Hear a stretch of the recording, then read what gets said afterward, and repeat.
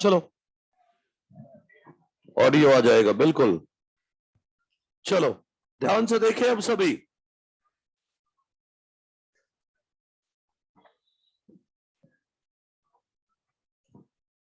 देखो ये बंद कर दे।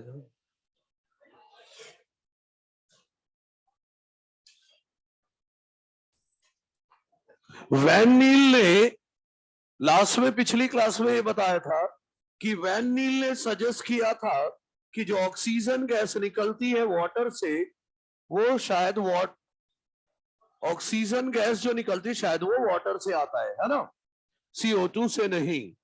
एनसीईआरटी ने इसके बाद साइंटिस्ट का नाम नहीं दिया है, लेकिन ये जरूर दिया है कि ये बाद में प्रूव हुआ था बाय रेडियो आइसोटोपिक टेक्निक, है ना। तो सबसे पहले यही नाम देखते हैं आगे। देखना जरा, रूबेन कामेन हासिद, इन लोगों ने, देखो क्या लिख रहा हूं, इन लोगों ने प्रूव किया, they prove that oxygen being released, oxygen being released during photosynthesis of green plants, during photosynthesis of green plants come from H2O। कहां से आते हैं ऑक्सीजन? H2O से। कैसे प्रूव किया? By experiment on green algae, by experiment on green algae, जिसका नाम था क्लोरेला। क्लोरेला ग्रीन एल्गी पर काम किया by using radio isotopic technique. Radio isotopic technique से प्रूव किया। कैसे क्या हुआ वो बिल्कुल ध्यान से देखें। आगे रिएक्शन लिख रहा हूं फोटोसिंथेसिस का। 6CO2 plus 12H2O C6H12O6 plus 6H2O plus 6O2। देखो क्या किया इन्होंने, एक बार क्लोरेला को जो CO2 दिया, क्लोरेला को जो CO2 दिया उसका ऑक्सीजन रेडियो एक्टिव करके दिया। और वाटर तो नॉर्मल ऑक्सीजन वाला रहने दिया O16, लेकिन CO2 कैसा दिया? रेडियो एक्टिव ऑक्सीजन वाला। और फिर इधर आकर बैठ गए कि ऑक्सीजन रेडियो एक्टिव निकल रहा है या नहीं। देखा ऑक्सीजन गैस जो निकल रही है वो रेडियो एक्टिव नहीं थी। अब जब ऑक्सीजन जो निकल रही है रेडियो एक्टिव नहीं है, इसका साफ मतलब है कि जो ऑक्सीजन गैस निकल रही है वो CO2 से तो नहीं आ रही। नेक्स्ट राउंड वाइस वर्सा कर दिया, मतलब अगले राउंड क्लोरेला को CO2 जो दिया वो नॉर्मल ऑक्सीजन दिया, 16 वाला ऑक्सीजन, लेकिन वाटर जो दिया वो रेडियो एक्टिव वाला दिया।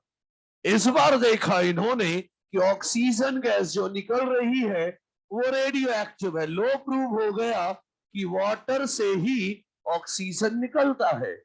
तो CO2 वाली ऑक्सीजन कहां गई? 6CO2 में 12O है ना, 12O, 12 में 6O यहां है और 6O यहां है, मतलब वाटर से ही ऑक्सीजन निकलता है। इन्होंने प्रूव कर दिया। कैसे? By radio isotopic technique.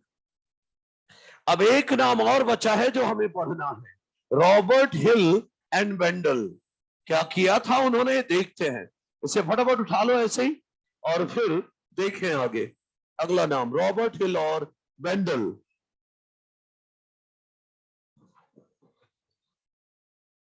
Okay okay okay, screen cut हो रहा है, एक सेकंड। आइए, हाँ बिल्कुल बिल्कुल, ये ठीक है भाई, रुक जाओ। ये green plants by experiment on green algae chlorella by use of radioisotopic technique। ये ध्यान रखना होगा, यहां मार्क कर देते हैं। ओके, अब ठीक है। बैक्टीरियल फोटोसिंथेसिस किस लाइट पर होगी सब बताएंगे। इंफ्रारेड लाइट यूज करते हैं वो, देखेंगे अंत में बैक्टीरियल फोटोसिंथेसिस की जब बात करेंगे।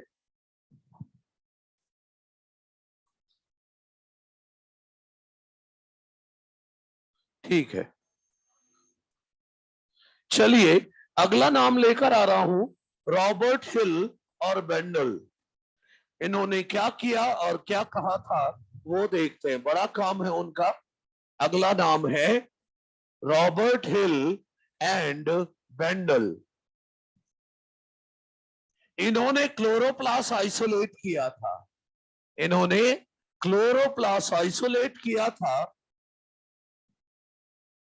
From leaves of one plant जिसका नाम है स्टेलेरिया मीडिया। रॉबर्ट हिल और बेंडल ने आइसोलेट किया था chloroplast from leaves of Stellaria media plant. Stellaria media plant से आइसोलेट किया था और इन्होंने डिटेल स्टडी किया था लाइट रिएक्शन का, और यही है जिन्होंने दिया था जेड स्कीम, जो कि आगे हम पढ़ेंगे। Detail study of light reaction किया था इन्होंने, detail study of light reaction किया था and proposed Z scheme. Z scheme दिया था इन्होंने। किया क्या था, क्या कहा था, उसकी बात अब हम कर लेते हैं। सभी ध्यान दें। देखो भाई, इन्होंने कहा था ऑक्सीजन निकलेगा वाटर से, ऑक्सीजन वाटर से निकलेगा, लेकिन कब? जब वाटर से कोई H छीन ले, H2O से अगर कोई H छीन लेगा तो ऑक्सीजन निकल जाएगा। तो वाटर से H जो छीनेगा उसको इन्होंने कहा था हिल रिएजेंट। क्या कहा था? हिल रिएजेंट। देखो मैं क्या लिख रहा हूं, इन्होंने कहा था oxygen is release from water, oxygen निकलेगा वाटर से, लेकिन कब? जब कोई वाटर का H छीन ले, but in presence of suitable H acceptor. जब वाटर का कोई H छीन लेगा तो ऑक्सीजन निकल आएगा, और H एक्सेप्टर को इन्होंने कहा था हिल रिएजेंट या हिल ऑक्सीडेंट। हिल रिएजेंट या हिल ऑक्सीडेंट। प्लांट में नेचुरल हिल रिएजेंट क्या होता है? तो देखो, हिल रिएजेंट की बात कर रहा हूं। प्लांट में नेचुरल पता है कौन होता है? H छीनने वाला, NADP प्लस। प्लांट में होता है NADP प्लस। हाँ, आर्टिफिशियल हम कई चीजें यूज कर सकते हैं, जैसे आर्टिफिशियली हम यूज कर सकते हैं पोटेशियम फेरिसाइनाइड। क्या यूज कर सकते हैं? पोटेशियम फेरिसाइनाइड। और क्या यूज कर सकते हैं? बेंजोक्विनोन। बेंजोक्विनोन भी यूज कर सकते हैं, क्रोमेट भी यूज कर सकते हैं, लेकिन सबसे कॉमन जो यूज होता है वो है DCPIP, मतलब डाइक्लोरोफिनॉल इंडोफिनॉल। डाइक्लोरोफिनॉल इंडोफिनॉल सबसे कॉमन है, कॉमन यूज है, ये कॉमनली यूज। पता है ये ज्यादा क्यों यूज होता है? सुनना जरा, ये एक्चुअली ब्लू कलर की एक डाई है that on reduction become colourless. अरे भाई, इनमें से किसी ने पानी का H ले लिया, कैसे पता चलेगा? DCPIP बड़ा आसान है, खुद ब्लू है। जब ये पानी का H ले लेगा तो रिड्यूस हो जाएगा, रिड्यूस होकर कलरलेस हो जाएगा। तो अगर ये कलरलेस हो गया, इसका मतलब इसने पानी का H, वाटर का H ले लिया। ये आसानी से पता चल जाता है, इसीलिए कॉमनली इसको यूज करते हैं। देखो प्लांट में नेचुरली क्या मामला होता है वो भी सुनो। देखो, वाटर से H प्लस और इलेक्ट्रॉन निकलते हैं, तब जाकर ऑक्सीजन निकलता है। बैलेंस नहीं कर रहा हूं रिएक्शन, बस बता रहा हूं कि ऐसा होता है।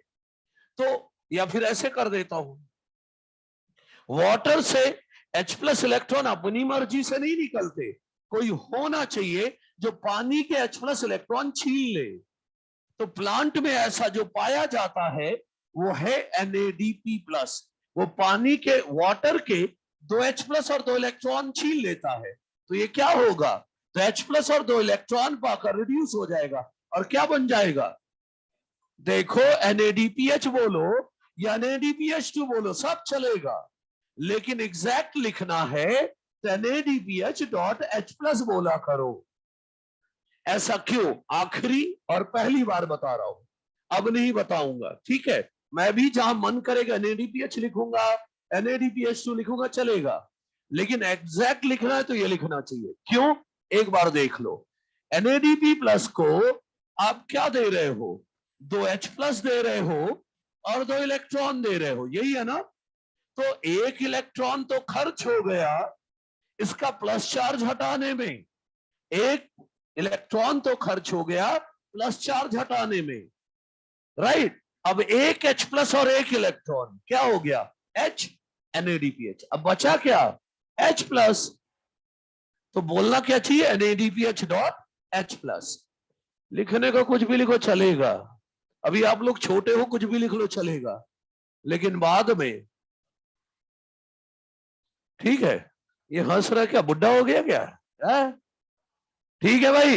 तो लाइट रिएक्शन के दौरान पानी के 2 H प्लस और इलेक्ट्रॉन कौन छीन लेता है? NADP प्लस, तब ऑक्सीजन निकलता है। और जो H प्लस इलेक्ट्रॉन इसने लिया है वो संभाल के रखता है, और किसको दे देगा? ये CO2 को ड्यूरिंग डार्क रिएक्शन। अरे भाई, CO2 को ये 2 H प्लस 2 इलेक्ट्रॉन लिए बैठा है, बोले तो 2 H जो लिए बैठा है एक एक करके देता रहेगा, तभी ना CO2 से ग्लूकोज बनेगा। CO2 से ग्लूकोज बनाने के लिए क्या चाहिए? H चाहिए, तो H ये देता रहेगा during dark reaction. Light reaction के वाटर के H प्लस इलेक्ट्रॉन लेता रहेगा, और डार्क रिएक्शन में CO2 को वो H देता रहेगा, ताकि CO2 रिड्यूस होकर क्या बन जाए? ग्लूकोज बन जाए। क्लियर है? एक बात और, इन्होंने एक एक्सपेरिमेंट किया था। क्या एक्सपेरिमेंट था देखो तो जरा, एक बार एक्सपेरिमेंट भी देखो। यहां पर इन्होंने CO2 फ्री मीडियम क्रिएट किया था, CO2 फ्री इन्वायरमेंट क्रिएट किया, और यहां डाल दिया था water plus H acceptor like DCP-IP, ठीक है? और यहां डाल दिए थे आइसोलेटेड क्लोरोप्लास्ट, जो क्लोरोप्लास्ट निकाले थे वो डाल दिया, और दे दिया लाइट। CO2 नहीं है यहां, तो इनको पता है क्या देखने को मिला? कि लाइट दे रखा है, वाटर दे रखा है, H एक्सेप्टर दे रखा है, तो वाटर और H एक्सेप्टर क्लोरोप्लास्ट में गए होंगे। लाइट की प्रेजेंस में वाटर को तोड़ा गया होगा, और उसके H किसने छीन लिए होंगे? H एक्सेप्टर ने। तो क्या रिलीज हो जाएगा? ऑक्सीजन। CO2 नहीं दिया है, फिर भी ऑक्सीजन निकल रहा है। ऐसा क्या दे दिया जिससे ऑक्सीजन निकल सकता है? वाटर। क्योंकि CO2 तो है ही नहीं, तो ये डाउट पूरी तरह से खत्म हो गया कि ऑक्सीजन CO2 से निकल सकता है। CO2 नहीं दिया तब भी ऑक्सीजन निकल रहा है, इसका मतलब ऑक्सीजन कहां से निकल रहा है फिर? वाटर। तो मतलब मैं यहां पर इसके बाद लाइन लिखाऊंगा, क्या सुनो, कि they found that in presence of light, water and H acceptor, chloroplasts were carrying out photolysis of water, पानी को तोड़ रहे थे, and were releasing oxygen even when no CO2 was provided, कोई CO2 नहीं दिया गया फिर भी ऑक्सीजन निकल रहा था। Thus Hill reaction also proved that oxygen being released come from, ठीक है? ओके, तो ये है सारी बातें, जिसे जिसको जैसे लिखना है लिख के रखे, अंत में ये डायग्राम बनाए, और डायग्राम के नीचे मैं लाइन लिखाऊंगा जो मैंने बोली अभी। हाँ, जिसे जो लिखना है लिख सकता है, मॉड्यूल में लिखना है मॉड्यूल में जोड़ ले, जिसको जैसे रखना है भाई देख सकता है अपने हिसाब से।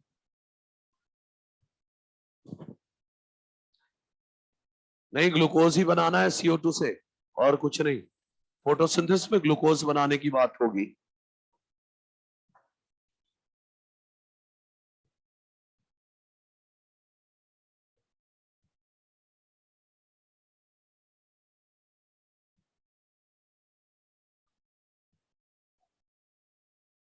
प्रोटीन ट्रांसलेशन से बनेगा, लिपिड का अलग पाथवे होगा, सबका अपना पाथवे भाई। ये कार्बोहाइड्रेट सिंथेसिस चल रही है।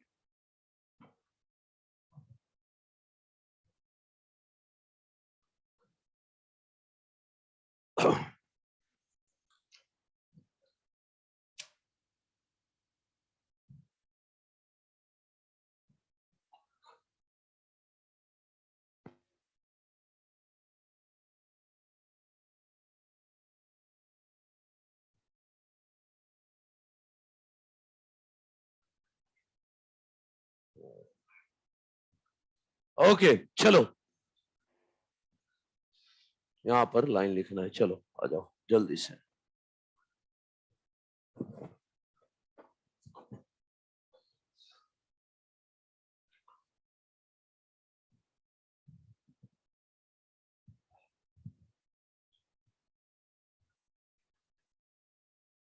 सब ठीक है? तुम लोग हंस क्यों रहे हो?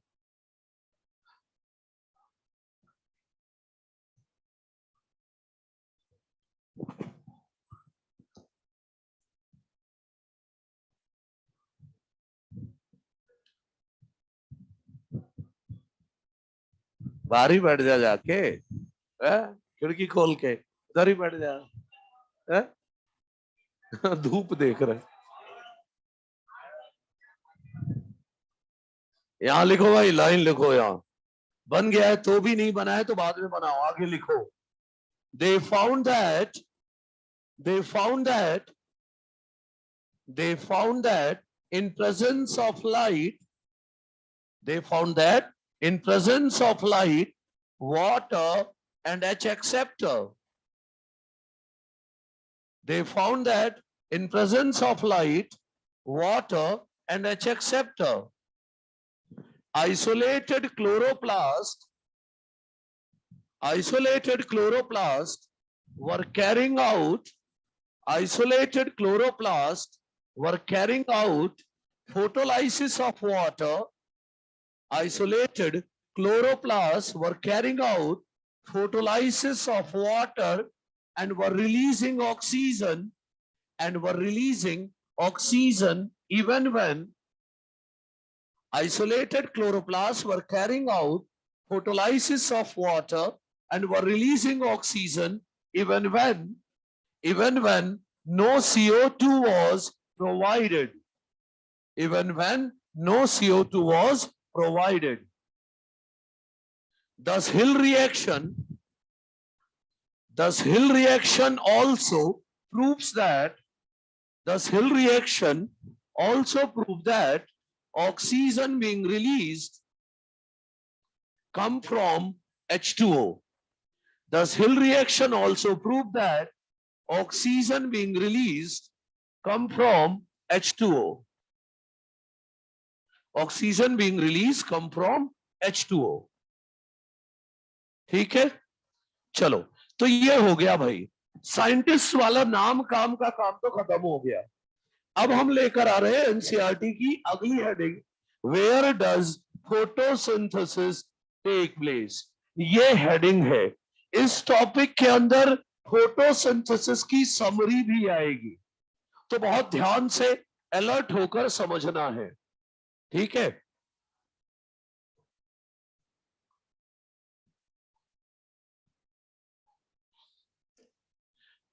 हेडिंग है where does photosynthesis take place.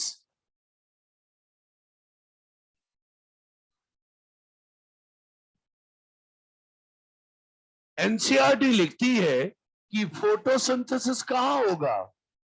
Photosynthesis take place in green leaves of the plant.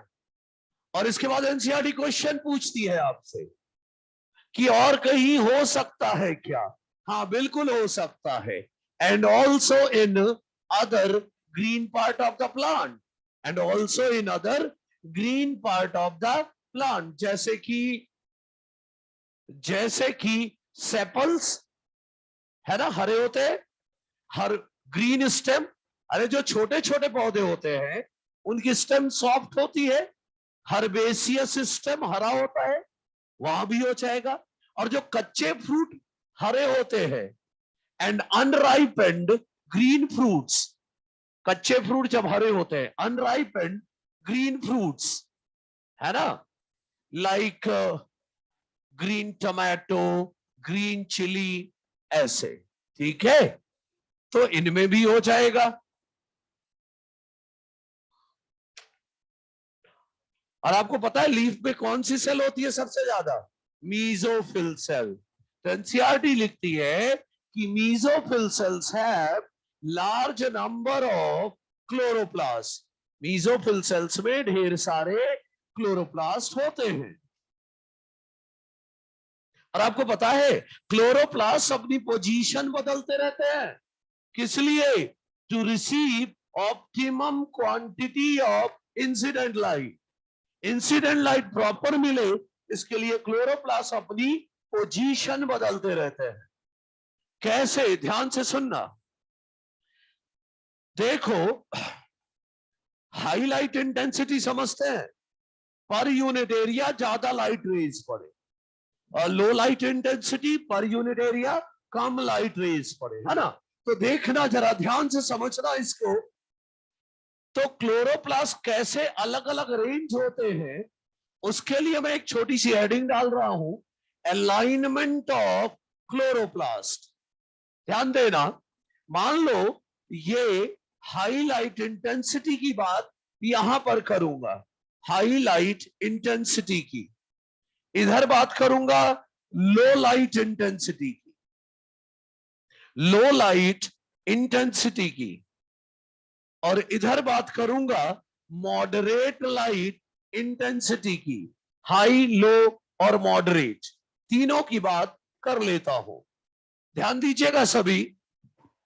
मान लो ये मीजोफिल सेल है, ये क्या है? मीजोफिल सेल्स हैं, मीजोफिल सेल। इसी तरह यहां भी ये मीजोफिल सेल है, ये मीजोफिल सेल है।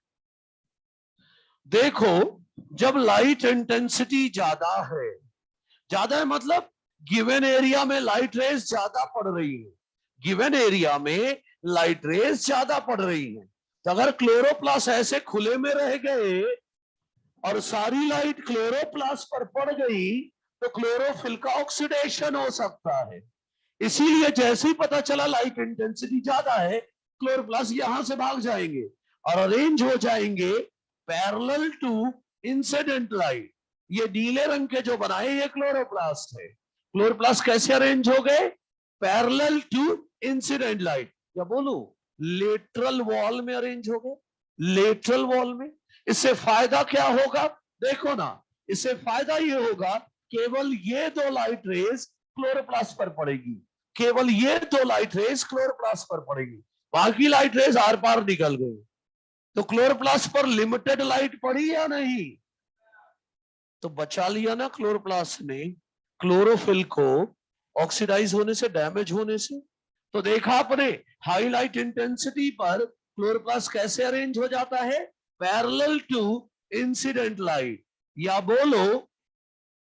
बोलो लेटरल वॉल पर अरेंज हो जाते हैं, साइड वाली वॉल में अरेंज हो जाते हैं। और क्लोरोप्लास्ट के इस अरेंजमेंट को कहते हैं पेरिस्ट्रॉफी, पेरिस्ट्रॉफी कहते हैं। ध्यान देना।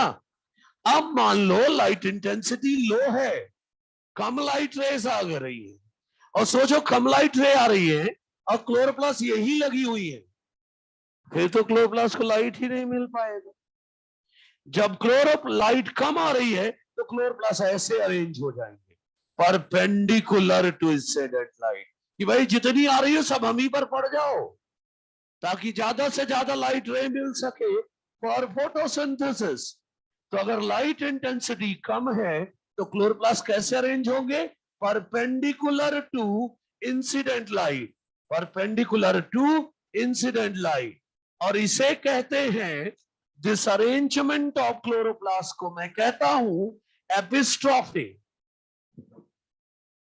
और अगर मॉडरेट लाइट इंटेंसिटी है तो क्लोरोप्लास्ट को पता ही नहीं चल रहा ज्यादा आ रही है कि कम आ रही है, तो ना लेटरल वॉल पर अरेंज होंगे ना परपेंडिकुलर, बल्कि पता है कैसे अरेंज हो जाएंगे? रैंडमली, कहीं भी, रैंडमली कहीं भी अरेंज हो जाएंगे, रैंडमली कहीं भी अरेंज हो जाएंगे। तो अगर मॉडरेट लाइट इंटेंसिटी है तो क्लोरोप्लास्ट कैसे अरेंज होंगे? रैंडमली अरेंज होंगे, और इस अरेंजमेंट को कहेंगे एपोस्ट्रॉफी। एपोस्ट्रॉफी।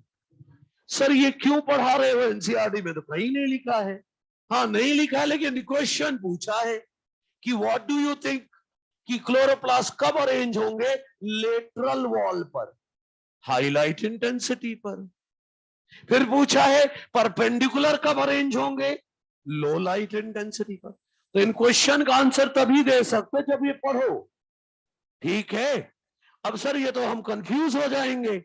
इधर देखो, टीईए मटर, पेरिस्ट्रोफी, एपिस्ट्रोफी, एपोस्ट्रोफी।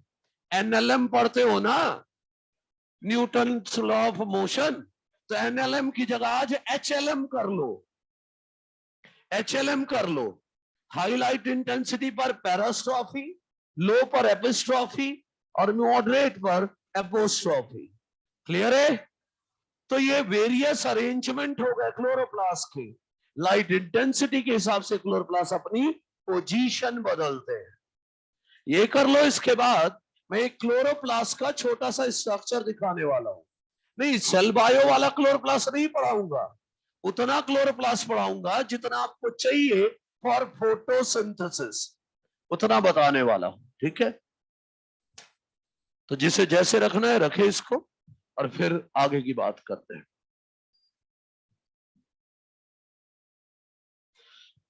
ये जो नोट्स अगर लिख रहे हैं तो इससे पढ़ लेना है, और एनसीईआरटी से।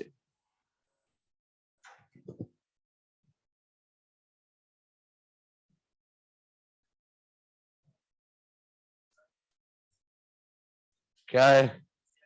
एक क्वेश्चन है, नहीं डिस्कस किया क्योंकि अभी नहीं डिस्कस कर सकते। जब डिस्कशन का वक्त आएगा, मुझे पता है सारे क्वेश्चन डिस्कस कर रहा हूं, उसको जानबूझ के छोड़ा है। अरे एक क्वेश्चन है, क्या आप बता सकते हो 12H2O क्यों लगते हैं फोटोसिंथेसिस के रिएक्शन में? वो तभी बता सकता हूं जब लाइट रिएक्शन आप पढ़ लो, तो खुद ही आंसर दे लोगे, इसीलिए उसको छोड़ा है। नहीं तो कोई क्वेश्चन नहीं छोड़ूंगा, चिंता ना कर।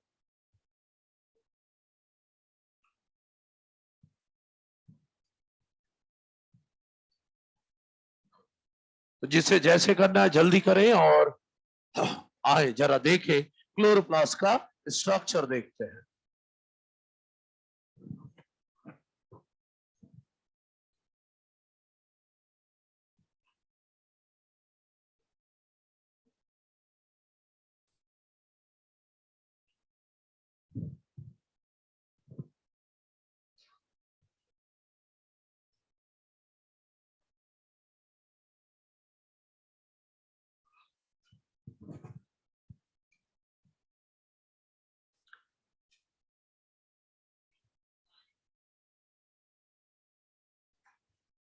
हो गया?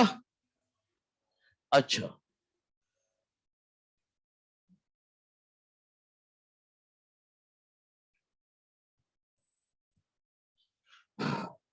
चलिए एक छोटा सा क्लोरोप्लास्ट बनाते हैं, क्लोरोप्लास्ट के बारे में जानकारी लेते हैं, और समरी ऑफ फोटोसिंथेसिस भी देखते हैं।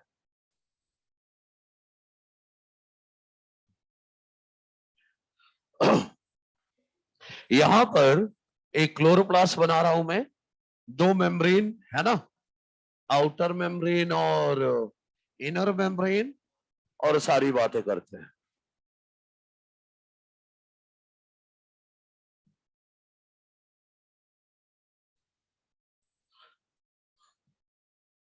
अच्छा सुनो, अब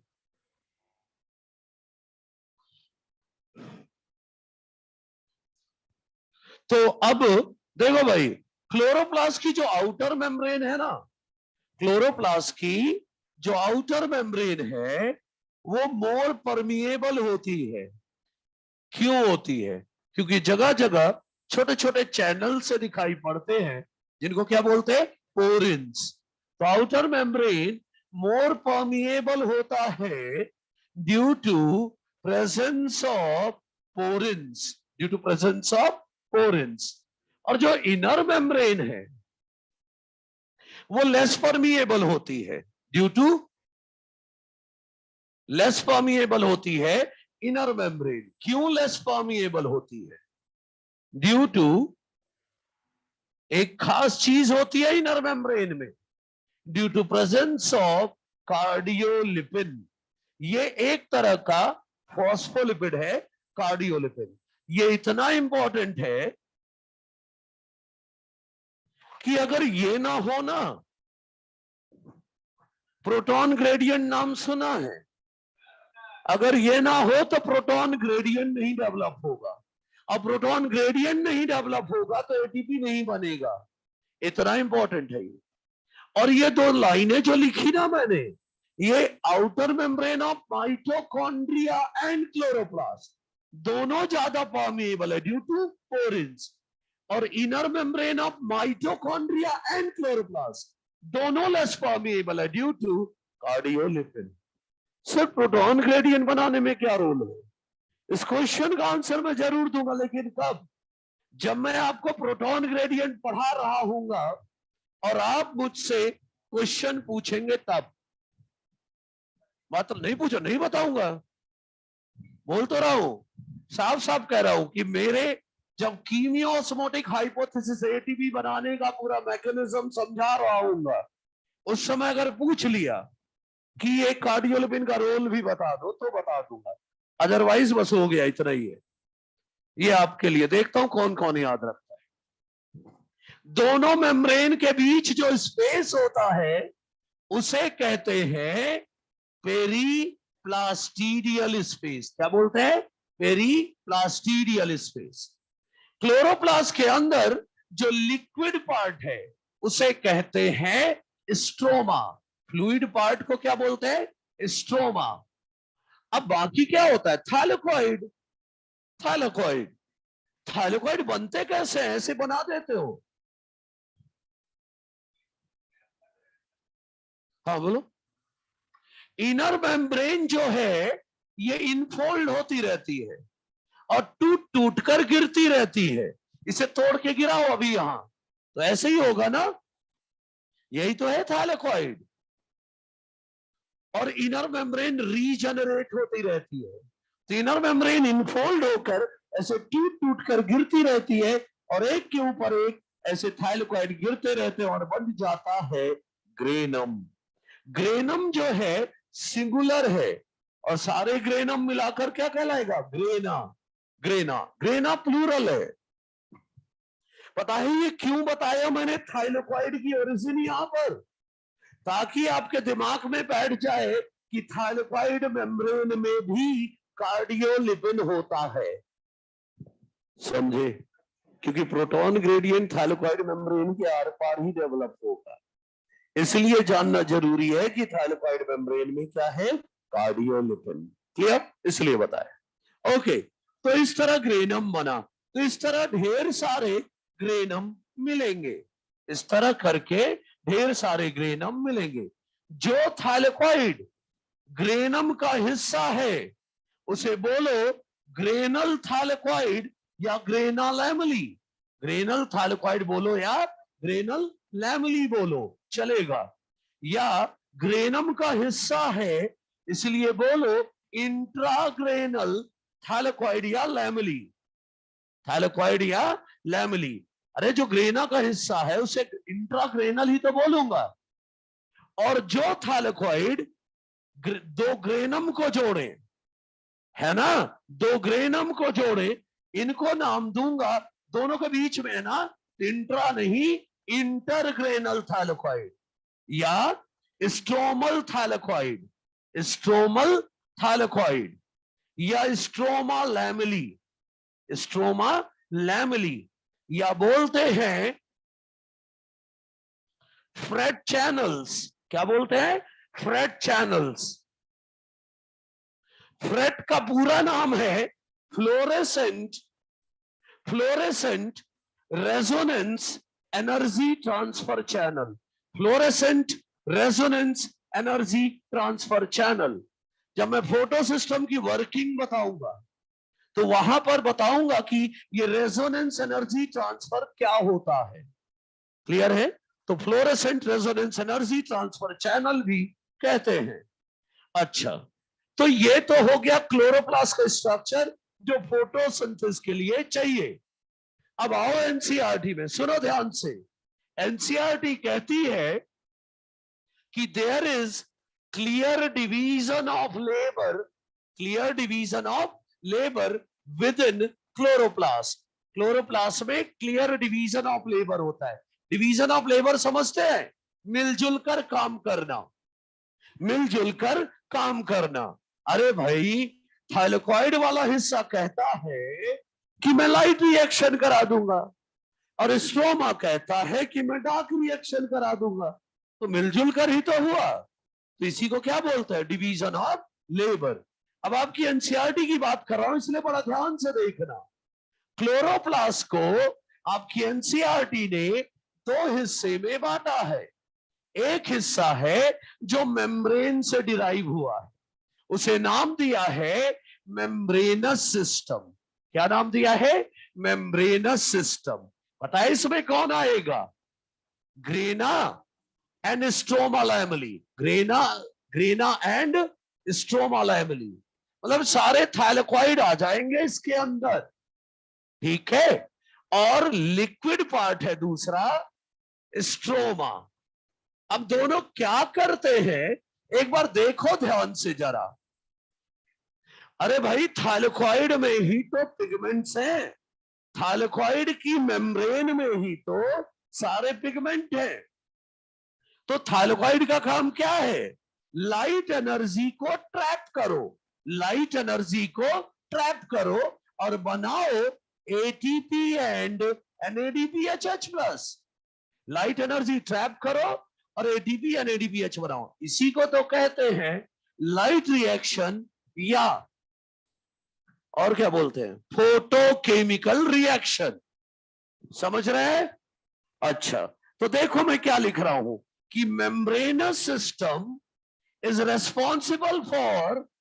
responsible for trapping light energy, responsible for trapping light energy and for synthesis of ATP and NADPH plus, ATP और NADPH plus बनाएंगे, और इसी को कहते हैं लाइट रिएक्शन या photo chemical reaction.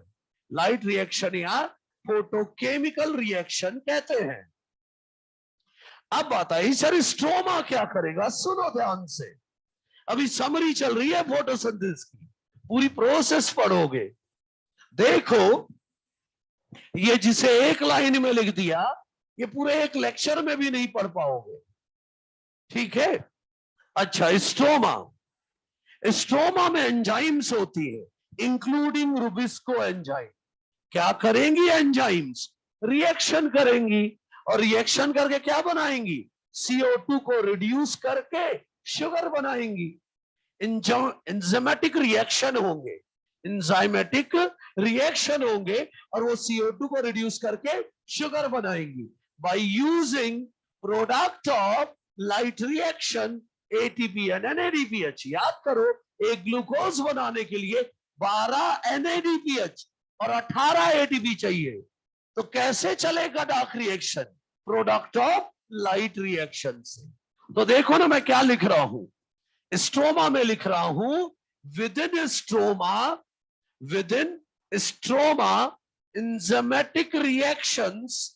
enzymatic reactions reduce CO2 to sugar by using product of light reaction, that is ATP and NADPH plus, इन दोनों का यूज करके। और इसी को कहते हैं डार्क रिएक्शन या कार्बन रिएक्शन। क्या कहते हैं? डार्क रिएक्शन या कार्बन रिएक्शन। और सुनो, ये जो डार्क रिएक्शन शब्द है, इसका बिल्कुल मतलब नहीं है कि ये डार्क में होता है। डार्क रिएक्शन एक मिसनॉमर, एक गलत शब्द है, मिसलीडिंग वर्ड है। सर कैसे? ध्यान से देखना। एक गमले में पौधा लगा है, एक गमले में पौधा लगा है, धूप में है, लाइट रिएक्शन भी चल रहा है, डार्क रिएक्शन भी चल रहा है। उठा के उसे अंधेरे में ले जाओ, गमले को पौधे सहित कहां रख दो? अंधेरे में। जैसे ही अंधेरे में रखोगे, थोड़ी देर डार्क रिएक्शन चलेगा। क्यों चलेगा? लाइट रिएक्शन से जो अभी अभी एटीपी एनएडीपीएच बना है, वो जब तक खत्म ना हो जाए तब तक अंधेरे में भी चलेगा डार्क रिएक्शन। और जैसे ही एटीपी एनएडीपीएच खत्म, सब बंद हो जाएगा। क्यों बंद हो गया? अगर डार्क रिएक्शन अंधेरे में ही होता है तो। और जैसे ही लाइट मिलाओगे, लाइट रिएक्शन भी चालू हो जाएगा, डार्क रिएक्शन भी चालू हो जाएगा। सिंपल सा लॉजिक है। लाइट मिलेगी तो लाइट रिएक्शन होगा, लाइट रिएक्शन होगा तो एटीपी एनएडीपीएच बनेगा, और उसी से डार्क रिएक्शन चलेगा। तो बोलू, light reaction is directly driven by light, whereas dark reaction is not directly driven by light but is dependent on product of light reaction. तो लाइट की प्रेजेंस में ही दोनों होंगे। क्लियर है? ये एनसीईआरटी का पार्ट था। अब कुछ और बताऊंगा मैं, तो यहां पर लिख देता हूं। लाइट रिएक्शन, जिसे जो उठाना है उठा ले भाई। Light reaction is directly driven by light, directly driven by light, but dark reaction is not directly driven by light, not directly driven by light, but is dependent on product of light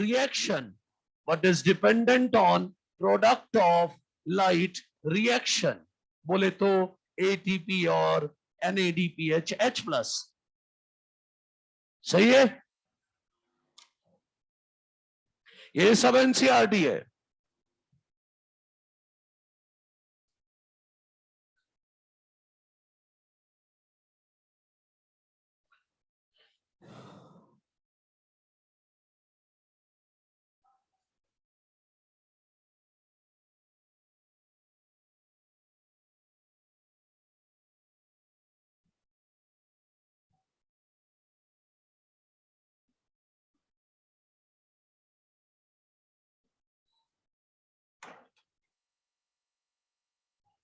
हाँ, क्या? Fluorescent resonance energy transfer channel नहीं आता। आप लोग तो Fred channel ही याद रखो, बस हो गया। तो मैंने सिर्फ बता दिया है आपको। हाँ, क्या? नहीं, वो रीजनरेट होता रहता है। नहीं, कोई नहीं, वो रीजनरेट होता रहता है।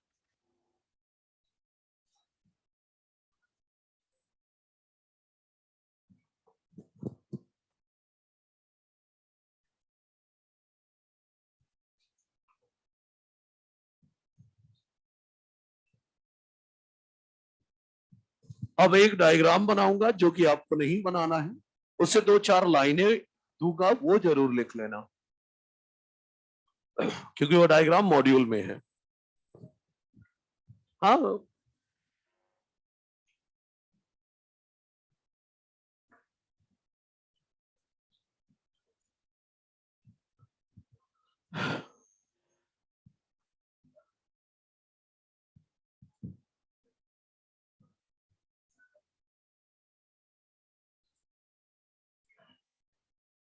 क्या? वो बैक्टीरिया का है ना, रेस्पिरेशन में है ना। रेस्पिरेशन में एनएडी प्लस यूज होता है, और फोटोसिंथेसिस में एनएडीपी प्लस। फॉस्फोरस का निकोटिनामाइड एडेनिन डाई न्यूक्लियोटाइड, और वो फॉस्फेट। और एनएडी प्लस कैटाबॉलिक पाथवे में देखा जाता है, एनएडीपी प्लस एनाबॉलिक पाथवे में। हाँ,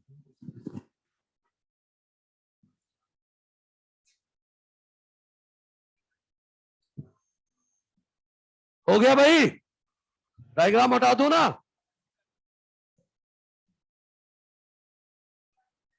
अच्छा ठीक है, चलो।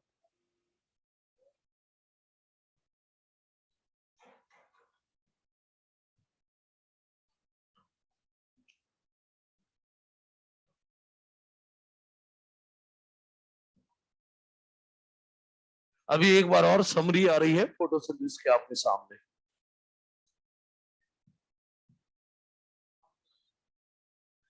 एनसीईआरटी में लास्ट लाइन में कंक्लूड लिखा है।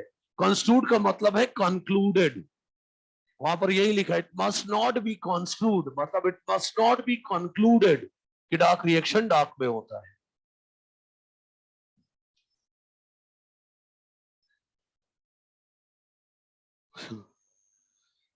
और रेस्पिरेशन अलग है, लाइट रिएक्शन अलग है। अभी लाइट रिएक्शन से जो एडीपी बने हुआ वो ग्लूकोज बनाने के काम आएगा, रेस्पिरेशन में यूज नहीं होगा।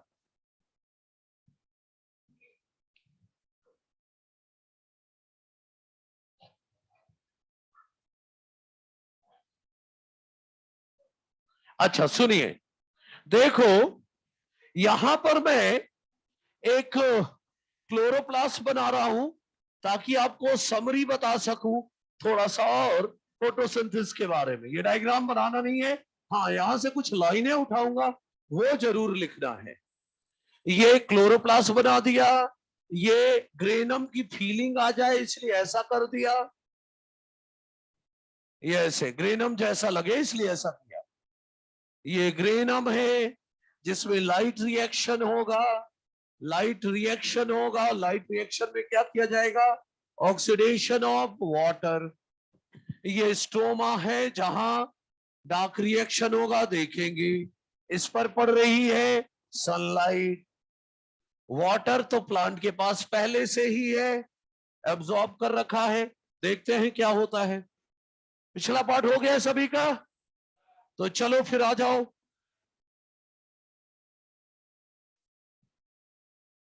देखो भाई, ग्रेनम में लाइट रिएक्शन होगा, सनलाइट की ली गई एनर्जी और वाटर को तोड़ा गया, ऑक्सीडेशन किया गया वाटर का। तो वाटर को जब ऑक्सीडाइज किया गया तो रिलीज हुआ ऑक्सीजन, है ना, इनटू द एटमॉस्फेयर। और H प्लस और इलेक्ट्रॉन भी निकले। क्या निकला? H प्लस और इलेक्ट्रॉन भी निकले। अच्छा, स्ट्रोमा में पहले से ही होता है एडीपी प्लस पीआई और एनएडीपी प्लस। एनएडीपी प्लस क्या करेगा, ये जो दो H प्लस इलेक्ट्रॉन निकले हैं वाटर के टूटने से, वो उठाएगा और बन जाएगा NADPH H प्लस। और लाइट रिएक्शन में जो एनर्जी निकली वो एडीपी पीआई ले लेगा और बन जाएगा एडीपी। ये है पूरा लाइट रिएक्शन। सनलाइट की एनर्जी से ग्रेनम में वाटर को ऑक्सीडाइज किया जाएगा, ऑक्सीजन निकलेगा तो एटमॉस्फेयर जाएगा, H प्लस इलेक्ट्रॉन स्ट्रोमा में जो NADP प्लस है वो ले लिया, क्या बन गया, NADPH H प्लस। और जो एनर्जी निकली वो ADP प्लस PI ने ले लिया और क्या बन गया, ADP। कोई क्वेश्चन पूछे, water product of light reaction, तो बोलो 3, ADP, NADPH H plus and O2। सही है।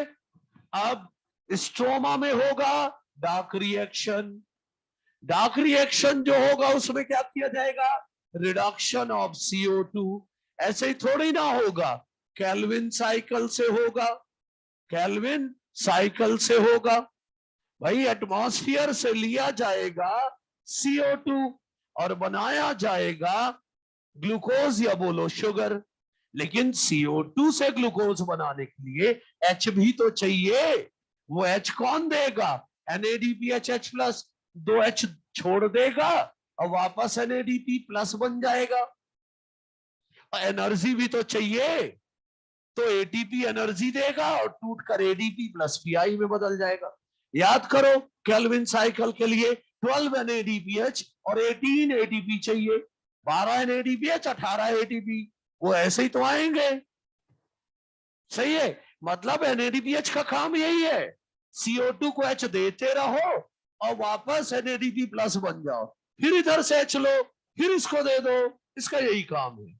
और एडीपी का इधर एनर्जी दो, एनर्जी देकर वापस ये बन जाओ, और फिर एनर्जी लेकर एटीपी बन जाओ, फिर इधर एनर्जी दे दो, मतलब इधर से लो और इधर दो। सही है? अच्छा, देख रहे हो आप, dark reaction is driven by product of light reaction. 3 question पूछे गए आपसे। पहला, प्रोडक्ट ऑफ लाइट रिएक्शन बताएं, तो 3, एडीपी NADPHH प्लस O2। दूसरा सवाल, product of light reaction that are used in dark reaction, ATP NADPHH plus. Question आया, product of light reaction that is not used in dark reaction, O2। As it is आएंगे ये 3 question. मैं लिखाता हूं, लेकिन आगे ये सुनो। देखो, बाहर से क्या लिया गया, CO2, और उसे कन्वर्ट किया गया यूजेबल फॉर्म ग्लूकोज में, है ना। और बाहर से कोई मटेरियल लेना और उसे यूजेबल फॉर्म में कन्वर्ट करना क्या कहलाता है, एसिमिलेशन। एसिमिलेशन क्या होता है, to take external material, to take external material and convert it into usable form. तो CO2 लिया और ग्लूकोज बना, यूजेबल फॉर्म। तो ये क्या हुआ, एसिमिलेशन। और इसमें कौन मदद कर रहा है, एटीपी और NADPHH प्लस। तो दोनों मिलकर एसिमिलेशन में मदद कर रहे हैं ना। तो ATP और NADPHH प्लस दोनों को मिलाकर बोलूं कि दोनों को मिलाकर कहो एसिमिलेशन में मदद कर रहे हैं, बोले तो एसिमिलेटरी पावर। और मुझसे कोई बोले नहीं आप तो अकेले NADPH का बताओ, तो NADPH अकेले को क्या बोलूं, NADPH अकेला क्या कर रहा है, CO2 को H देकर रिड्यूस कर रहा है। NADPH क्या कर रहा है, CO2 को H देकर रिड्यूस करवा रहा है। तो NADPH H प्लस अकेले को बोलना हो तो क्या बोलूं, रिड्यूसिंग पावर, है कि नहीं। CO2 को H देकर रिड्यूस करवा रहा है NADPH, अकेले को रिड्यूसिंग पावर। अब पूरा मिलाकर एसिमुलेटरी पावर। पहले तो 3 लाइन लिखो। पहली लाइन क्या लिखोगे, product of light reaction, product of light reaction. तीनों लिखो, क्या क्या, ATP NADPHH प्लस और O2। दूसरा लिखो, product of light reaction that are used in dark reaction, that are used in dark reaction। इसमें 2 लिखो, ATP और NADPHH प्लस। तीसरी line, product of light reaction that is not used in dark reaction, that is not used in dark reaction। इसमें लिख दो, that is not used in dark reaction। इसमें लिख दो O2। फिर ये वाला पार्ट लिख दो, ये लिख दो, बस हो गया। ये डायग्राम मॉड्यूल में बना है।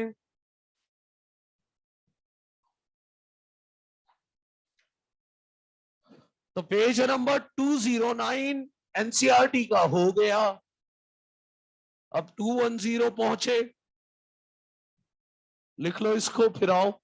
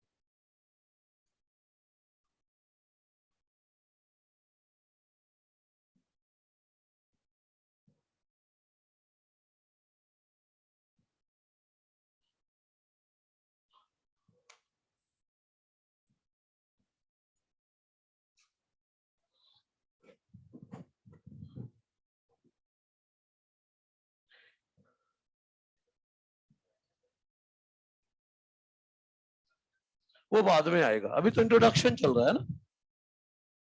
अगली क्लास से स्पेसिफिक बातें भी होने लगेंगी। हाँ, इंट्रोडक्शन ही, और क्या है। अभी बिल्कुल ना सोचना कि चैप्टर शुरू हो गया, बस इंट्रोडक्शन। अभी तैयारी कर रहे हैं फोटोसिंथेसिस पढ़ने की।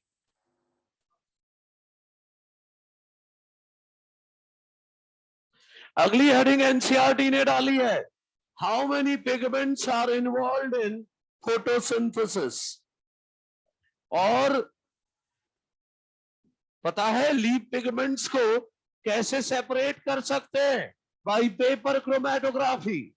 और जो पिक्चर मिलती है उसे क्रोमेटोग्राम या बोलो पेपर क्रोमेटोग्राम कहते हैं।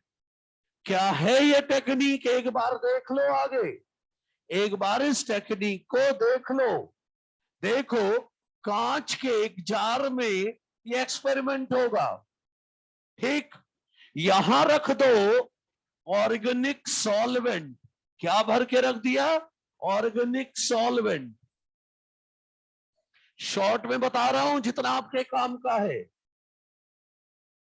ऐसा करो, एक पेपर ले लो, क्रोमेटोग्राफी के लिए पेपर आता है, फिल्टर पेपर की तरह ही एक अलग सा पेपर आता है। पेपर ले लो, लीफ का पेस्ट बना लो, लीफ का पेस्ट बना लो, और उस पेस्ट को यहां लगा दो।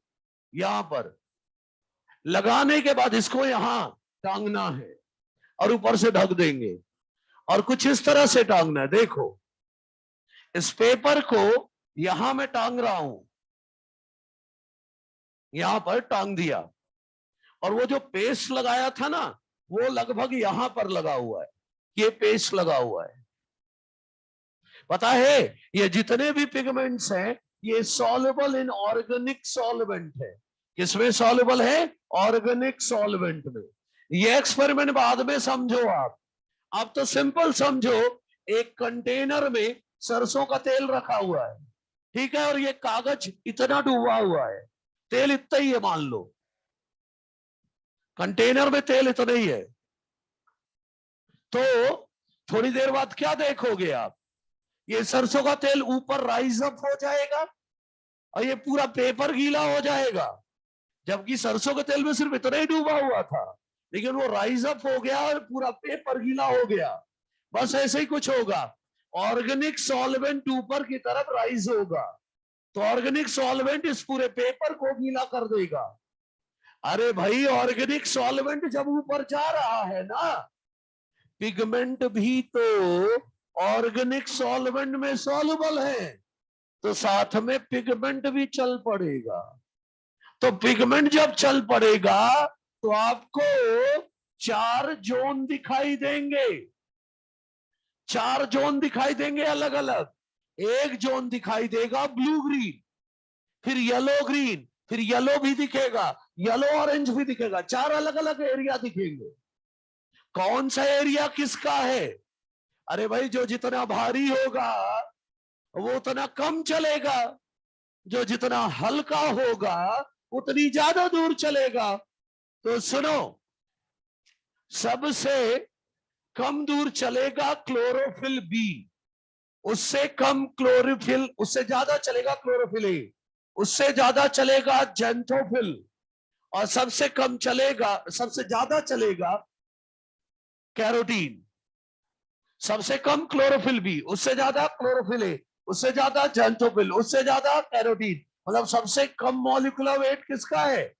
कैरोटीन का। सर हमें कैसे पता? इधर देखना, क्लोरोफिल ए का फॉर्मूला देखो, C55H72O5N4Mg। अब क्लोरोफिल बी देखो, C55, 2H कम है इसमें, 2H कम है। सर तो फिर तो हल्का हुआ ना। अरे इधर सुनो, एक O ज्यादा है, एक O ही काफी भारी हो गया। तो देख लो इन दोनों में से भारी कौन सा है? Chlorophyll B. फिर इसके ऊपर होगा C40H56O2, और इससे कम होगा C40H56। सर ये हमें क्यों पढ़ा रहे हो? कभी ना कभी नीट में इन चारों पिगमेंट के नाम लिखे हैं, ये पेपर बना के दे देंगे आपको, ABCD पहचानो कौन सा पिगमेंट है। तो आपको पता होना चाहिए कि सबसे कम दूर कौन चलेगा, क्लोरोफिल बी, उससे कम, उससे ज्यादा क्लोरोफिल ए, उससे ज्यादा जैंथोफिल, सबसे ज्यादा कैरोटीन। ये पता होना चाहिए आपको। और सुनो ध्यान से, आगे सुन लो फिर लिखना। क्रोमैटोग्राम में, क्रोमैटोग्राम में क्लोरोफिल ए दिखेगा ब्राइट ग्रीन या ब्लू ग्रीन। कैसा दिखेगा? Bright green. देखो एनसीईआरटी पता है क्या लिखती है? Colour of leaf is not due to single pigment. Leaf का जो कलर हम देखते हैं वो सिंगल पिगमेंट के कारण नहीं है, but is due to four pigments, but is due to four pigments. और ये फोर पिगमेंट्स वही हैं जो दिख रहे हैं। कौन किस कलर का दिखाई देगा? देखो क्लोरोफिल ए क्रोमैटोग्राम में ब्राइट ग्रीन या ब्लू ग्रीन दिखेगा। क्रोमैटोग्राम में कैसा दिखेगा? ब्राइट ग्रीन या ब्लू ग्रीन दिखेगा। और क्लोरोफिल बी दिखेगा येलो ग्रीन। और जैंथोफिल दिखेगा येलो, जैंथोफिल दिखेगा येलो। और कैरोटीन दिखेगा येलो ऑरेंज। तभी तो बोल रहा था चार अलग अलग कलर के जोन दिखेंगे।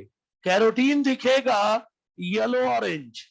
और ये सब कलर कहां दिखेंगे आपको? क्रोमैटोग्राम में। तो ये एनसीईआरटी में पिगमेंट्स के बारे में सिर्फ इतना ही लिखा है जितना बता दिया, लेकिन हमें थोड़ा और पढ़ना है। अब क्या पढ़ना देखते हैं, पिगमेंट में ही अभी और पढ़ना है। हाँ अब आप उठा सकते हो यहां से जो जो उठाना है।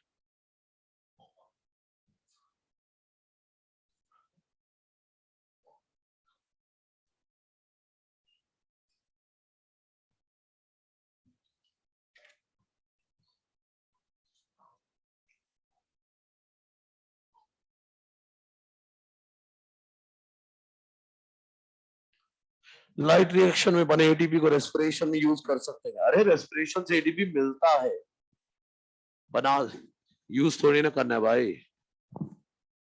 जो क्लोरोप्लास्ट में बन रहा है वो फोटोसिंथेसिस में यूज होगा।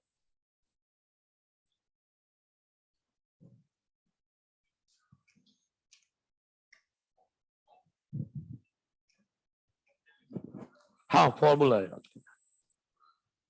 नहीं, दो तो याद करना है, मतलब ये चार तो कम से कम याद होने चाहिए। चार ही तो है। हाँ रज, क्या है? एक देख, क्लोरोफिल ए याद कर ले, बी अपने आप हो जाएगा। दो एच कम कर ले, एक को बढ़ा ले, बस इतना ही याद रखना। दो एच कम, एक को ज्यादा। और कैरोटीन C40H56 है, इसमें O2 लगा देना है। तो चार दिख रहे हैं, ये दो में ही याद हो जाएंगे।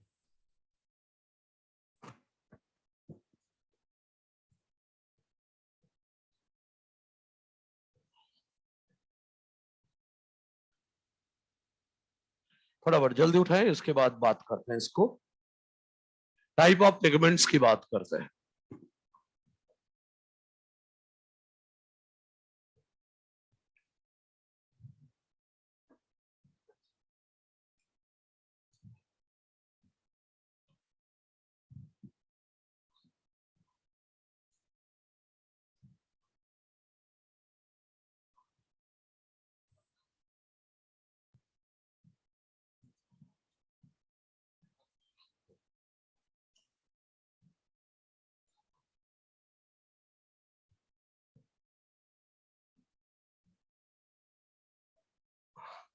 ठीक है, आप खत्म करो, इसके बाद बात करते हैं।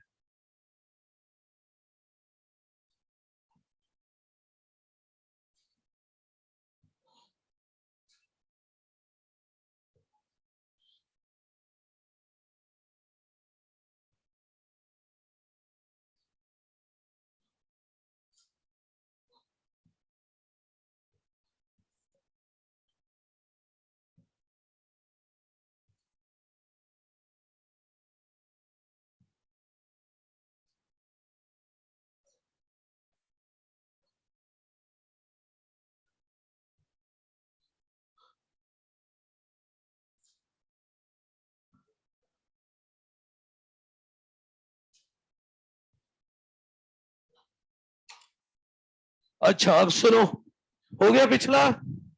अच्छा अब सुनो, पिगमेंट्स हमें तीन तरह के पढ़ने हैं। पहला है क्लोरोफिल, दूसरा कैरोटीनॉइड, तीसरा फाइकोबिलेंस।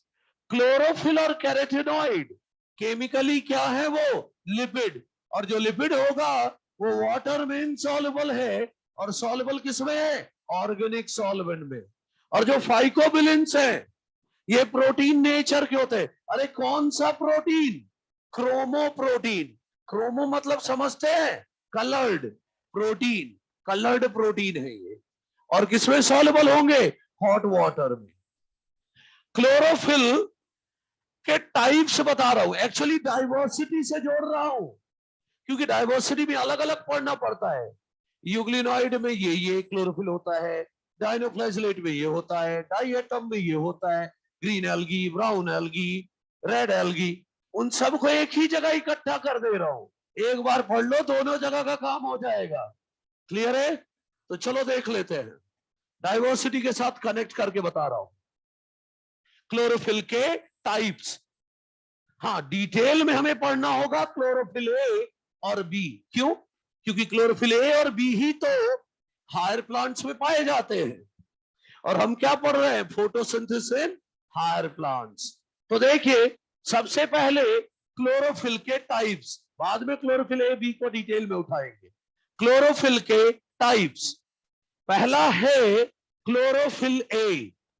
फॉर्मूला क्या दिया था? C55H72O5N4Mg।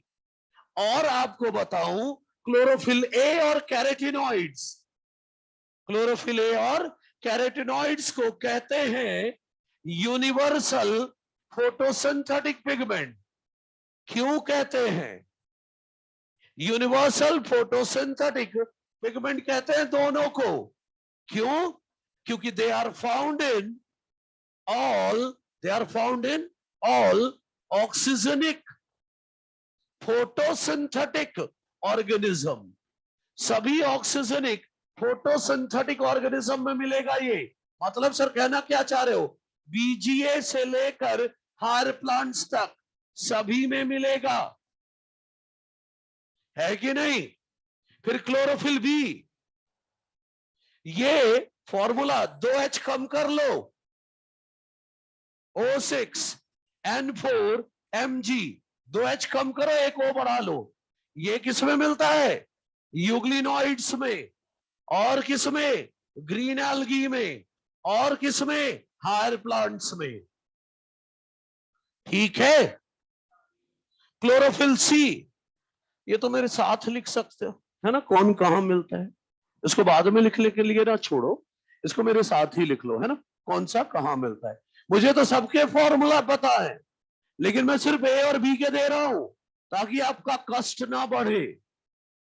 ठीक है? हाँ, क्लोरोफिल सी मिलेगा डाइनोफ्लैजिलेट्स में, डाइएटम्स में, ब्राउन एल्गी में। नहीं, लेकिन कोई मन करे नहीं सर मुझे बता ही दो तुम्हें, कोई नहीं चाहता ना, ठीक है, ठीक है भाई। पांचवा, क्लोरोफिल ई मिलता है वाउचेरिया में, येलो ग्रीन एल्गी है ये। नहीं, डब्ल्यू से होता है वो जुलोजी वाला, ये बॉटनी वाला है भाई, वाउचेरिया, येलो ग्रीन एल्गी, जेंथोफाइसी कहते हैं इसे। ये हुआ। फिर सिक्स्थ वन, यही नीचे लिख देता हूं, सिक्स्थ वन, बैक्टीरियो क्लोरोफिले, बैक्टीरियो क्लोरोफिले, ये मिलता है पर्पल बैक्टीरिया में, और कुछ ग्रीन बैक्टीरिया में भी मिलता है, कुछ ग्रीन बैक्टीरिया में भी मिलता है। मतलब पूरी तरह से डाइवर्सिटी अटैच कर रहा हूं। सातवां है बैक्टीरियो क्लोरोफिल बी, ये मिलता है पर्पल बैक्टीरिया में, ग्रीन बैक्टीरिया में नहीं। ये कहां मिलेगा? पर्पल बैक्टीरिया में। 7 हो गए। 8वां और आखिरी, बैक्टीरियोविरिडिन, मतलब डाइवर्सिटी में अलग अलग ढूंढना नहीं पड़ेगा आपको कौन कहां है, एक ही जगह सारा हो जाएगा। बैक्टीरियोविरिडिन या क्लोरोबियम क्लोरोफिल, ये मिलता है ग्रीन बैक्टीरिया में। तो कौन सा क्लोरोफिल कहां मिलता है वो बता दिया। हाँ, डिटेल में हमें क्लोरोफिल ए और बी पढ़ना है, क्योंकि हायर प्लांट में फोटोसिंथेसिस आप पढ़ रहे हो, और हायर प्लांट में सिर्फ क्लोरोफिल ए और बी मिलता है। तो कौन सा कहां होता है, इसे खत्म करो। अरे रुक जा, फाइटोक्रोम एंथोसाइनिन पिगमेंट है, सबको पता है, लेकिन फोटोसिंथेटिक पिगमेंट नहीं है वो। अभी फोटोसिंथेटिक पिगमेंट की बात हो रही है। हाँ ठीक है। क्लोरोफिल ए और बी का स्ट्रक्चर देखने वाले हैं।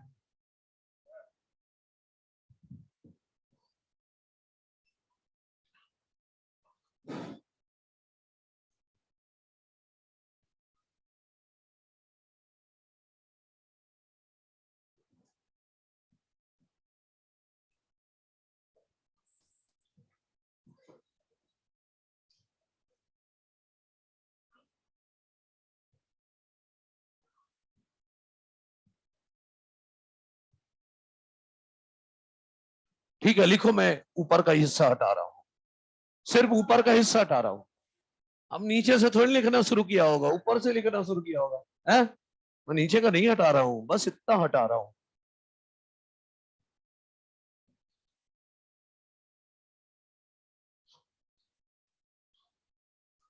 आप कंप्लीट करो, मैं एक दो लाइन लिखकर फिर क्लोरोफिल की तारीफ करता हूं।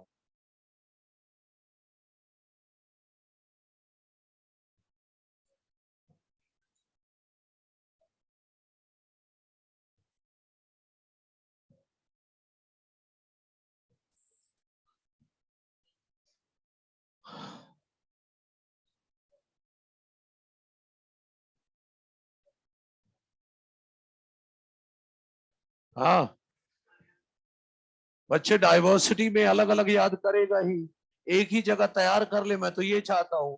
नहीं, मेरे मेरे लिए तो तुझे क्लोरोफिल ए और बी ही करना है, लेकिन डाइवर्सिटी में अलग अलग जगह करोगे, टुकड़ों में करोगे।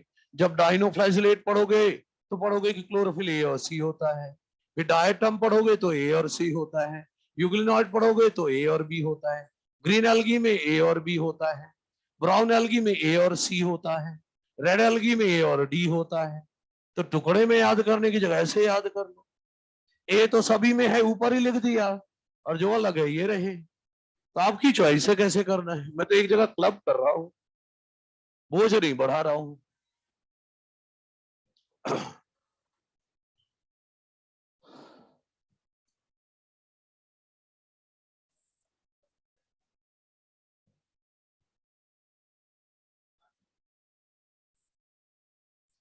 ठीक है, आइए चलिए देखते हैं क्लोरोफिल ए का स्ट्रक्चर।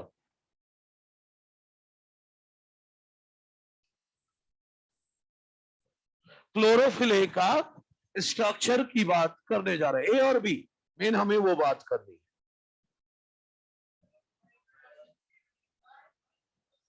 है। तू अभी देखना, जो मैं बता रहा हूं, जो काम का है वो तो करना पड़ेगा ना। ओरिजिनल स्ट्रक्चर थोड़ी ना बोल रहा हूं याद करने, एक डमी स्ट्रक्चर बनाएंगे वो तैयार करना है।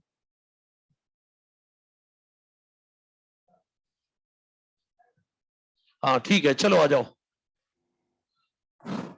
सभी इधर देखें। अब देखो देखो इधर, क्लोरोफिल ए को यूनिवर्सल बोल ही चुका हूं। अब फोटोसिंथेसिस कराने की मेन जिम्मेदारी किसकी है? Chlorophyll A 680 and chlorophyll A 700। तो क्लोरोफिल ए ही तो कराएंगे, तो प्राइमरी पिगमेंट हुए ना। और एनसीईआरटी ने पूछा है एक जगह, what do you think which is the most abundant pigment? तो बता तो दिया क्लोरोफिल ए। क्लोरोफिल ए बनाने के लिए आयरन चाहिए, मैग्नीशियम चाहिए, नाइट्रोजन और लाइट चाहिए। देखो भाई, नाइट्रोजन और मैग्नीशियम तो स्ट्रक्चरल कंपोनेंट है क्लोरोफिल के, फॉर्मूला में है। और आयरन कैटलिस्ट का काम करेगा क्लोरोफिल बनाने में, आयरन कैटलिस्ट का काम करेगा। हो गया। अच्छा, स्ट्रक्चर टैडपोल लार्वा की तरह है, ऐसा दिखेगा। देखो, स्ट्रक्चर टैडपोल लार्वा की तरह है, और ये हाइड्रोफिलिक और हाइड्रोफोबिक दोनों पार्ट है इसमें। तो क्या बोलोगे इसको? एम्फीपैथिक। अब देखो ध्यान से, इधर बीच में मैग्नीशियम है जो कि जुड़ा है दो कोऑर्डिनेट बॉन्ड से, दो कोऑर्डिनेट बॉन्ड से और दो कोवैलेंट बॉन्ड से। इस हिस्से को कहते हैं मैग्नीशियम पोरफायरिन हेड। इसका साइज होता है 15 एंगस्ट्रॉम बाई 15 एंगस्ट्रॉम। हेड होता है एसिडिक और हाइड्रोफिलिक है, ये हाइड्रोफिलिक है। और क्या बोला मैंने? Magnesium is held by two coordinate bond. Magnesium कैसे जुड़ा है? दो कोऑर्डिनेट और दो कोवैलेंट बॉन्ड से। और इसमें 4 पाइरोल रिंग होती हैं, टेट्रा पाइरोल रिंग होती है, अभी दिखा दूंगा डायग्राम में। 4 पाइरोल रिंग होती है इसमें। आगे मैं इस टेल की बात कर रहा हूं, इसे कहते हैं फाइटोल टेल। क्या है ये? Phytol tell. एक्चुअली ये एक अल्कोहल है, C20H39OH। फॉर्मूला याद करने की जरूरत नहीं है, सिर्फ अल्कोहल है ये पता होना चाहिए। 20 एंगस्ट्रॉम लॉन्ग है ये टेल और अल्कोहल है ये। सुनो जरा, हेड कैसा है? एसिडिक। टेल कैसा है? अल्कोहल। तो एसिड और अल्कोहल, हेड और टेल के बीच कौन सा बॉन्ड होगा? Ester bond. सही है ना? और सुनो, वो हाइड्रोफिलिक है हेड, और टेल हाइड्रोफोबिक है। हुआ ना हाइड्रोफिलिक हाइड्रोफिलिक और हाइड्रोफोबिक दोनों जिसमें हो, एम्फीपैथिक। टेल कहां होता है ये देखो, जब थाइलाकोइड की मेम्ब्रेन देखोगे, अरे कोई सी भी मेम्ब्रेन हो, लिपिड बाइलेयर तो होगा ना। तो जो क्लोरोफिल का हेड होता है वो ऊपर की तरफ होगा, और जो टेल है वो कहां एम्बेडेड है? बोलू, लिपिड बाइलेयर में। टेल कहां एम्बेडेड है? लिपिड बाइलेयर में। Tail is embedded in lipid bilayer of thylakoid membrane. Thylakoid membrane की लिपिड बाइलेयर में एम्बेडेड है टेल। टेल की बात हो गई। टेल में बस इतना ही, हेड में 2 लाइन और जोड़नी है। लेकिन सुनो, हेड में वो 2 लाइन जोड़ने के लिए मुझे कुछ और बताना होगा। क्या बताना होगा? Original structure of chlorophyll. देखना जरा, नहीं तो 2 लाइन जो मुझे लिखना ना, लिखूंगा तो आप बोलोगे कहां से ले आए। ये देखो, क्लोरोफिल का एक प्यारा सा स्ट्रक्चर देखो आगे। ये देखो, बीच में मैग्नीशियम, ये कोऑर्डिनेट बॉन्ड, कोऑर्डिनेट बॉन्ड, यहां कोवैलेंट बॉन्ड, कोवैलेंट, और यहां भी कोवैलेंट बॉन्ड। अब देखो सभी ध्यान से, बड़ा प्यारा स्ट्रक्चर बनेगा क्लोरोफिल का, ओरिजिनल स्ट्रक्चर। हेड का स्ट्रक्चर दिखा रहा हूं। कितने पाइरोल रिंग बोली है मैंने? 4। ये रही पहली, दिख रहा है क्या पाइरोल रिंग? ये टॉप पे नाइट्रोजन। दूसरा पाइरोल रिंग ये रहा, तीसरा पाइरोल रिंग ये रहा, चौथा पाइरोल रिंग ये रहा। 4 पाइरोल रिंग हो गई जो बोला था। यहां पर एक और पेंटासाइक्लिक रिंग है, यहां डबल बॉन्ड O है, यहां HCOCH3 है, यहां CH2CH2COH है। बोला था ना हेड एसिडिक होता है। ये H है, ये CH3 है, यहां H है, यहां CH3 है, यहां H है, यहां C2H5 है, यहां H है, यहां CH3 है, यहां विनाइल ग्रुप है, CH double bond CH2। Double bond double bond double bond, double double double bond. ये क्लोरोफिल ए का हेड है। जो जो तू बोल रहा है ना कि क्लोरोफिल ए पूरा पढ़ना, स्ट्रक्चर पूरा पढ़ना, उसे कहते हैं ये डमी है, बस तुझे यही पढ़ना है बस। लेकिन वो डायग्राम मैंने सिर्फ इसलिए बनाया, ये हेड है, और अगर टेल जोड़ना है 20 कार्बन की chain C20H39OH acid alcohol ester bond, तब क्लोरोफिल ए पूरा बनेगा। सर जब डायग्राम हमें चाहिए ही नहीं तो बनाया क्यों? 2 लाइन उठानी है मुझे इस डायग्राम से। इधर देखो, पायरोल रिंग की नंबरिंग ऐसे करते हैं 1 2 3 4 5 6 7 8। बस अब सुनो ध्यान से, मुझे 2 लाइन जो उठानी थी वो ये है। Second position first pyrrole ring, second position first pyrrole ring में विनाइल ग्रुप होता है। सेकंड पायरोल रिंग में थर्ड पोजीशन पर मिथाइल ग्रुप होता है। अगर मैं ऐसे लिख देता, आप बोलते कहां है दिखाओ, तो ये दिखा दिया मैंने। First pyrrole ring second position vinyl group है, और second position second pyrrole ring third position methyl group है। और सुनो, ये क्लोरोफिल ए है। अभी क्लोरोफिल बी का स्ट्रक्चर बिल्कुल कॉपी पेस्ट है, बस CH3 की जगह CHO लगाना है तो क्लोरोफिल बी बन जाएगा। समझे मेरी बात? तो क्लोरोफिल बी में एक ही लाइन लिखनी है कि structurally similar to chlorophyll A, बस सेकंड पायरोल रिंग के थर्ड पोजीशन पर मिथाइल ग्रुप की जगह CHO ग्रुप होता है। और क्लोरोफिल सी एक अकेला क्लोरोफिल है जिसमें फाइटोल टेल नहीं होती। बिना टेल के जो क्लोरोफिल है वो सिर्फ क्लोरोफिल सी है। क्लियर है मेरी बात? तो मैं वो 2 लाइन लिखना चाह रहा था, इसलिए दिखाया। नहीं तो लोग बोलते बताओ कहां है, हम कैसे मान ले, इसलिए बताया भाई आपकी तसल्ली के लिए। अदरवाइज ये सब डायग्राम आपको नहीं चाहिए, मतलब नहीं चाहिए। आप तो डमी से काम चला लो, बस हो गया, है ना? हाँ, है ना? हाँ, चल तू लिख। अब ये हिस्सा लिख, क्या बोल रहा हूं? हाँ, फटाफट लिख ले। अब at second position first pyrrole ring, second position first pyrrole ring, vinyl group is present. Vinyl group बोले तो CH double bond CH2 is present. और दूसरा, at third position second pyrrole ring methyl group is present. Second pyrrole ring methyl group is present.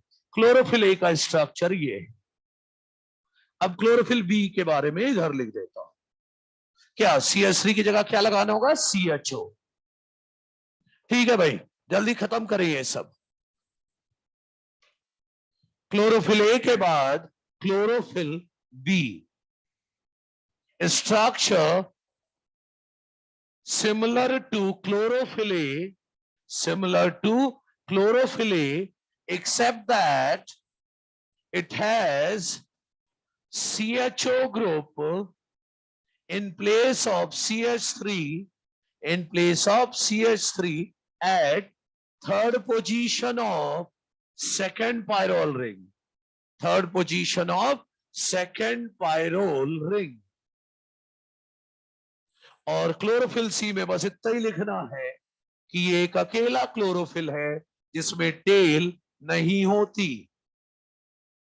लिख ले फिर chlorophyll synthesis के लिए raw material क्या चाहिए वो बता दो।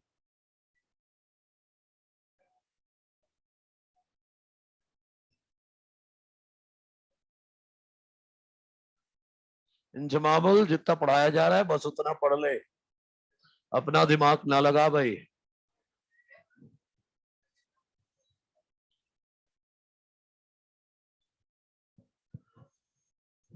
डॉक्टर बनने निकला है भाई।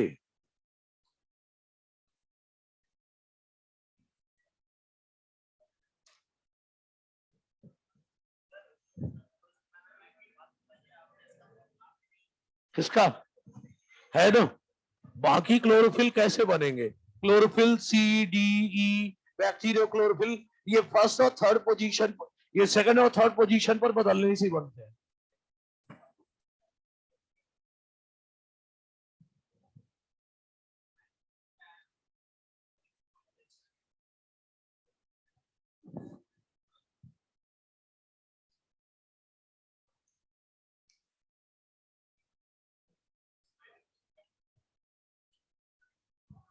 सब कुछ आएगा, तैयारी करके रखो। नहीं, मैं नीट ओरिएंटेड ही देता हूं, लेकिन आ जाए और फिर बोलो कि नहीं बताया था इसलिए बता रहा हूं, और वो इसलिए बता रहा हूं क्योंकि मॉड्यूल में भी हो। कम से कम मॉड्यूल तो बताना है ना मुझे, ये थोड़ी ना कि मॉड्यूल भी ना बताऊं।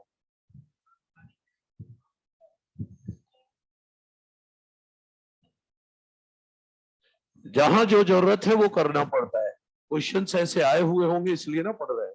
अच्छा ठीक है, ये खत्म करें भैया। और क्लोरोफिल बनाने के लिए रॉ मटेरियल क्या चाहिए वो बताना है मुझे। हो गया क्या?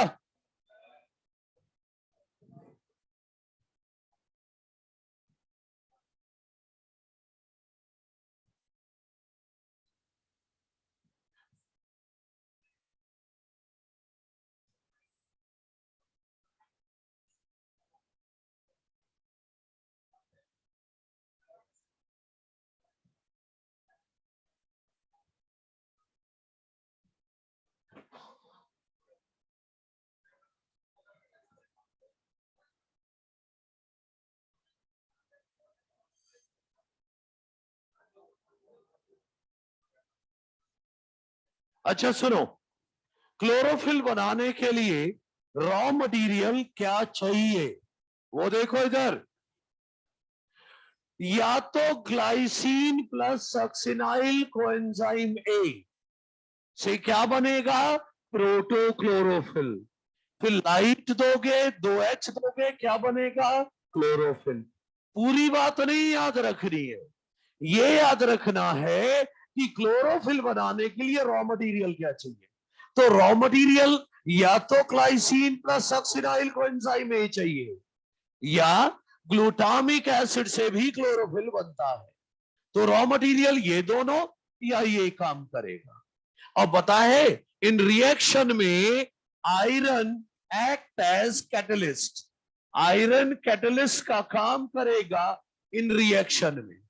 तभी तो मिनरल न्यूट्रिशन में लिखा है, आयरन का जब फंक्शन पढ़ते हो क्या लिखा है कि iron is use for, iron is essential for synthesis of chlorophyll, क्योंकि आयरन कैटलिस्ट का काम करता है।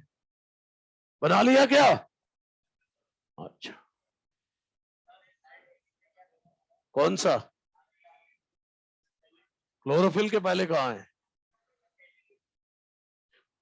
लाइट और 2H, प्रोटोक्लोरोफिल, प्रोटोक्लोरोफिल।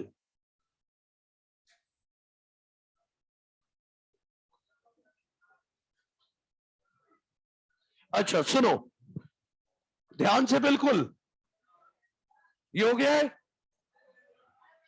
हो गया ना? हाँ बस ठीक है। देखो देखो मैं क्या बता रहा हूं वो देखो आप, देखो देखो। फिलहाल कैरोटीनॉइड का इंट्रोडक्शन देखो आप। किसका? मैं नहीं चाहता ज्यादा थ्योरी की बात करूं अगली क्लास में, अगली क्लास में मैकेनिज्म ज्यादा बात करूं। तो सुनिए, सबसे स्टेबल पिगमेंट, सबसे स्टेबल पिगमेंट कौन से हैं? Carotenoids, most stable pigment. और इनको बनाने के लिए light is not required, light is not required for their synthesis. इनको बनाने के लिए लाइट की जरूरत नहीं होती। ठीक, केमिकली पता है ये क्या है, टर्पीन्स। जब मैं आपको लिपिड पढ़ा रहा था तो क्रोमोलिपिड या टर्पीन्स पढ़ाया था, उसका एग्जाम्पल दिया था मैंने कैरोटीनॉइड्स, राइट। और पहली बार ये डिस्कवर किए गए थे इन कैरेट, कैरेट में डिस्कवर किया गया था, वहीं से नाम आया था कैरोटीन। कैरेट में पाया गया इसलिए नाम दिया गया कैरोटीन। सही है। और कैरेटिनॉइड बेसिकली दो तरह के होते हैं। कैरेटिनॉइड बेसिकली दो तरह के होते हैं। एक है कैरोटीन और एक है ज़ैंथोफिल। एक है कैरोटीन और दूसरा है ज़ैंथोफिल।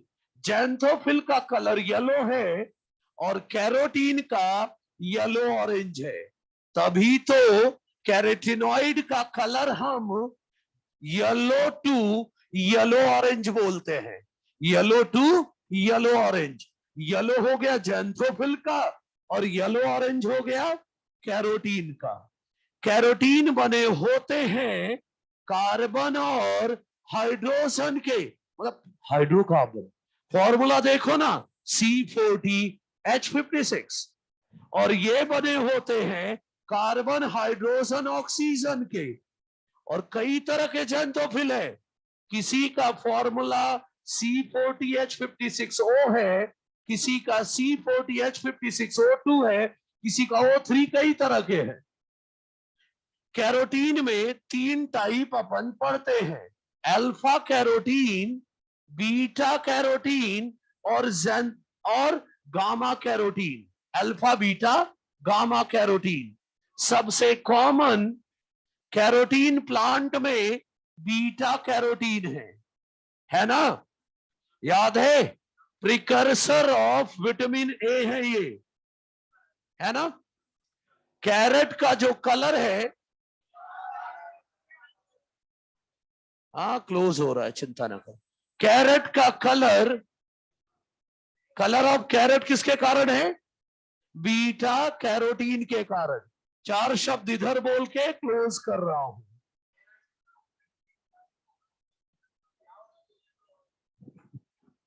कैरोटीन कौन सा कॉमन है प्लांट में? Beta carotene. Xanthophyll most common जो प्लांट में है वो ल्यूटीन है। इसी के कारण येलो कलर आता है। ऑटम सीजन में पत्तियां येलो हो जाती हैं।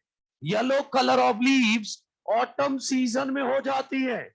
इसी के कारण डाइनोफ्लैजिलेट में मिलता है डाइएटोज़ैंथिन। डाइनोफ्लैजिलेट में मिलता है डाइएटोज़ैंथिन। और ब्राउन एल्गी में कौन सा? ह्यूकोज़ैंथिन। That's all for today. सही है? ठीक है, अभी इतना क्लियर है। अब अगली क्लास में आकर कैरेटिनॉइड के फंक्शन और बाकी बात अगली क्लास में एनसीईआरटी के वो 3 ग्राफ आएंगे। हाँ ठीक है भाई, चलो।